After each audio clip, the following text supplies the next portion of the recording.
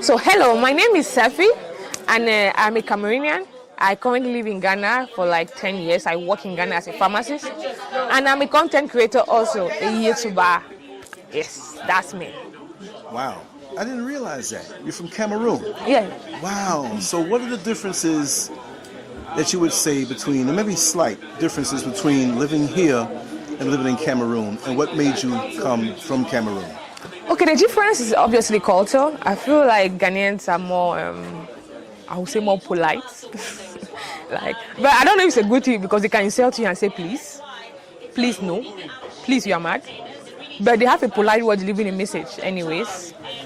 But in Cameroon they are wild. They are over wild. In fact, when you enter the Cameroon airport, when you arrive at the Cameroon airport, you can feel the difference. Like everything is like very wild. Then when you come to Ghana, you see like welcome. Right. You know what I mean? But it's just their love language. They are more strict in Cameroon. And then another different one of the culture is as expressive. Like it's easier if somebody has a grudge against you, the person will easily let it out and be done. But here it's difficult. You have to probe further,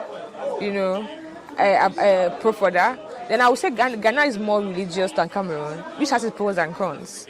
There they are more liberal. They are more do whatever makes you happy. But here it's more of like do this, do that. And I think he has really protected them from kind of some rules for some things so that they don't have a high rate of crime. Because in a way, religion a little bit controls a little bit somebody, because somebody with values it's easier for someone with values to be a good person in society than a person with no values. Yeah, so yeah. Right. It's a very religious culture. Mm-hmm. And with this bad economy, if this were New Yorkers living here, it'd be crime and everything. Yeah. I say the way they into the religion stops a lot of things. It does. It does. So now that you're here, what got you into going into YouTube? Can you remember when you made up your mind the first time and said, you know what, I gotta do this? How? It would be crazy. Like, I started way back in university, that's like about third year, and I just got inspired. Something was just like, I actually didn't know about YouTube. They will find it crazy. People find it crazy, but I was just having my morning quiet time, and something was just like, just start YouTube. And then at that time, I was going through, I would say, adolescent depression. So I just felt like I needed an outlet to say what I had to say, even if nobody listened. So I just started creating videos and expressing myself. Therapeutic, yes. Expressing myself, giving myself advice as if I'm 50 years old, just giving myself advice. Right. I found people really relating to it. A lot of people like reach out to me, like it helped me.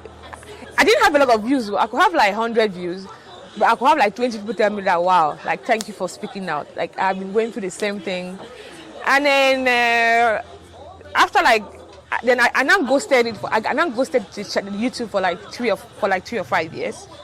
And then I now reappeared, and I now decided, when I went out of that depressive zone, it taught me that you have to create your moment of happiness. You have to be intentional. Yes. So I decided to travel. Like, instead of talking about depression, carry people to destination and make them happy. Like, so that when you watch my channel, you smile. Because obviously, I'm not ultimate to kind of change your mood, but I believe 5 seconds or 5 minutes of my video can kind of make you feel better. So I started traveling, showing happiness, showing real estate, taking people to places. Even if I know we both cannot afford, I'm like, yeah, but let's enjoy the vibe. Exactly. So that is just how my YouTube channel started, and it transitioned to what I'm doing today. So now I'm doing travel, I'm doing real estate, I'm doing entertainment, just whatever I feel like can make people happy. I don't have any specific niche, but my own is to create a smile on my audience. That's it. Beautiful. So not only have you had a therapeutic effect on yourself, by getting into yourself and sharing it, which helps other people, now you're making people smile. Yeah. And in this world, the way it is, with all the fear-mongering, it's a wonderful thing. Oh, thank you. Wow. So any particular niche in doing your YouTube channel that you favor more than the other, or do you like them all equally? Honestly, I actually don't know. Like, people find it so crazy, but I don't feel like I'm professional in YouTube. I feel like I'm just trying things. I don't know exactly what my niche is. I just know there are people that are maybe out of Ghana. They want to travel. They want to get some things. I also like they want to know where to get what in Ghana. But there are also people that are young, that are maybe some are bored at home. So I cannot really identify. So I just imagine, okay, I saw this thing, this makes me smile, or this can make me happy. Let me just put it out there. What? It could be that they just like you. Oh, I'm quite sure that's what it is too. You know, because we can have the same meal, but it can be served up on different plates. Yeah. And the plate might be just a little better than the other one, you see? So the way you deliver your content, your energy, your vibe, you're very positive, you're glowing. I swear, if all the power went out right now, we'd have light because it's coming from you. Aww. See, so that's how it is. They like you. What are the obstacles? Are there challenges? And can you make content easily? Or sometimes you have up days, down days? How do you do it? What is your process? Okay. I would say I'm maybe one crazy content creator. I don't think I earn that much as a creator. I use my own money to buy my gadget. I don't think the amount of put on YouTube is not to come to here. I traveled 12 hours to come for this festival. Really? Yeah, Wait, by bus. So I work in the north.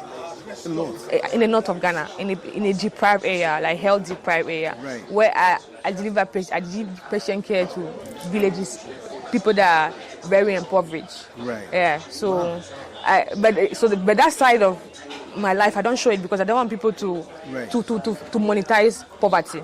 Right. I don't want to monetize poverty, so I don't show that. You know, I just show, okay, if maybe there's something going on that people show them happy. Yes, right. I want to show them, but I don't want to show them, oh, people are hungry. No. I think there's enough of that on the internet already. Exactly. Yeah. So I try my. So when maybe I have for content, if maybe for example I want to distress myself, or maybe I get people calling me, okay, let's go and hang out, and then carry myself and I shoot. I just shoot. I'm like, okay, let me just put it there. Hopefully somebody will see it and smile. I just get it up. But it has been challenging because sometimes you have to work and then you have to travel also. You have to travel long hours to create content. Sometimes the transport. At the same time, you also have your bills to pay. So it's more of like a sacrificial. And sometimes you feel like it's not paying. But you just be like, okay, let me just create an impact and leave it there. It's on the internet. Right. When I'm done, when I'm gone, because all of us will go, at least my name, something will be there as a legacy. It must not always be about money. And maybe some people will be like, oh, during this time of my life, I watched your channel, you made me happy, you made me laugh, you know. Right. So yeah, so those are the challenges. Challenges are mostly financial, and mostly stress, and also sometimes you are also at work, you have people that are going through some stuff. But at the same time, you have to come here and kind of shoot something to make people happy and deal with your own shit. So it's hard, but I just do my best to leave something on the internet. You never know, for my kids, for the future, and something like that. That's beautiful. And you capture those moments, because once we lose this particular time, that's it. Yeah. And when we're in it, sometimes we take it for granted. I'm not going to say you or me, because we do this. Yeah. But we have people that look back on pictures that they took, and they took 1 or 2 pictures and say, man, I wish I had more. And you're leaving this for your family, for your eventual children, that they'll hear your voice, your grandchildren, great-grandchildren. See, we may have a picture of a grandmother or a great-grandmother, but they'll have video and they'll be able to listen to you and feel that personality that you have. So that's a wonderful thing. Yeah. Where do you see yourself, not that you're on a rigid schedule, but kind of where do you see yourself taking it? Is this a place that you want to take it, or you're still just going along as you feel? Honestly, I would say I'm going as long as I feel, because I don't really, I don't want to have high hopes, like to put myself like, I don't want to be caught in the ambition. I don't know, the ambitious fight, and then that will now hit the disappointment. There's a proverb, it's a Christian proverb that said, hope deferred made the heart sick. Like when you put a lot of energy on something and it doesn't work, it's better to go with the mindset as I'm putting it, like obviously, you have to have benefits.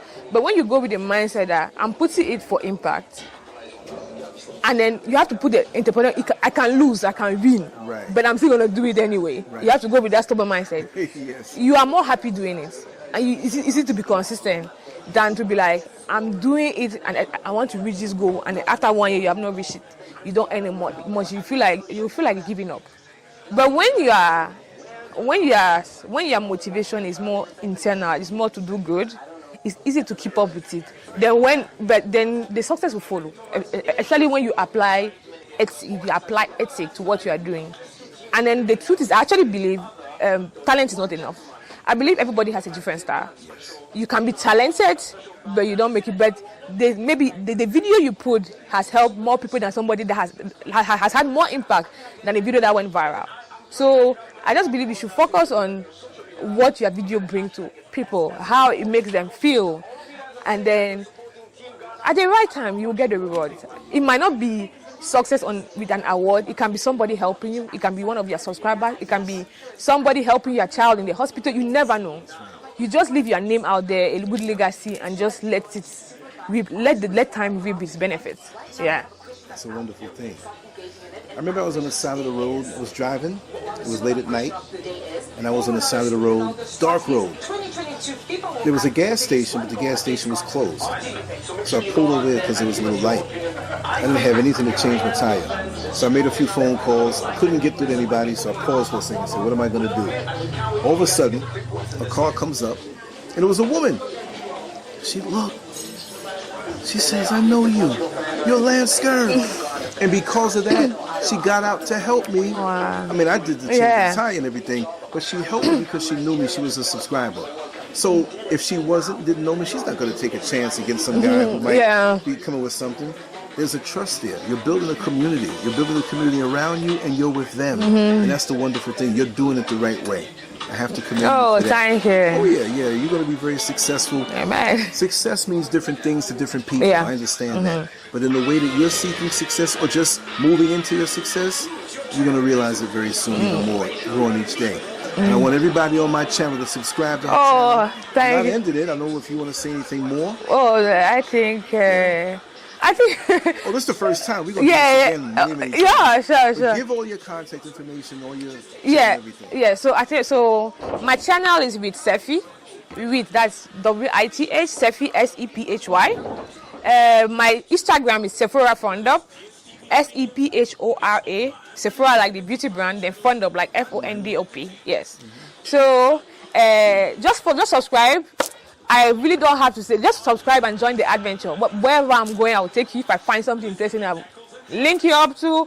If I get entertainment videos to make you happy, like right now, I couldn't go to Qatar, but I'm trying my best to get happy moments of the World Cup, so that at least when you sit back, you'll be like, oh, like people are enjoying, especially maybe Africans in the World Cup. So my goal is just to kind of brighten your day in a small way I can. So please subscribe. Thank you so much. This is the first time. We got so much more to do. Okay, sure. In Accra, we're gonna do it. You gotta keep me up. We're gonna do it again. Thank you so much. You're welcome. So bye.